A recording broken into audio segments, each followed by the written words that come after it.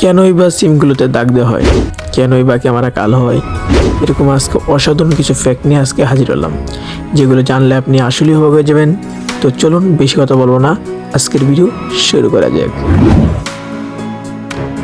Number 3 আছে cricket day night টেস্টে কেন বলের কালার পিঙ্ক হয়, কেন সাদা হয় না। আমরা জানি টেস্ট ম্যাচ 90 ওভারে খেলা হয়।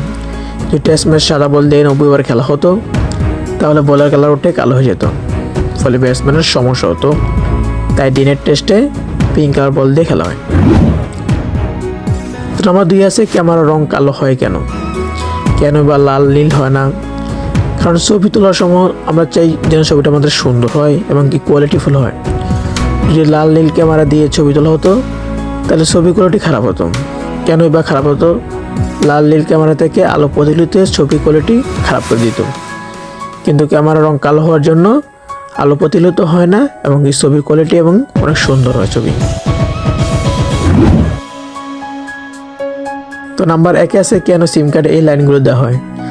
আমি তাকে ভাবতাম এইগুলো সুন্দর জন্য দেওয়া হয়, কিন্তু না, এগুলো দেওয়া হয় সিমের মধ্যে নাম্বার সেভ করার জন্য, এবং এইগুলোর মধ্যে আলাদা আলাদা কোড আছে এবং এইগুলো টাওয়ারের সাথে নেটওয়ার্ক সম্পর্ক রাখে। আপনি কি ফ্যাক্ট সম্পর্কে আগে জানতেন? না জেনে থাকলে অবশ্যই চ্যানেলটি সাবস্ক্রাইব করে রাখতে পারেন এরকম অসাধারণ ফ্যাক্ট সম্পর্কে জানতে। তো টাটা, সকলে ভালো থাকবেন।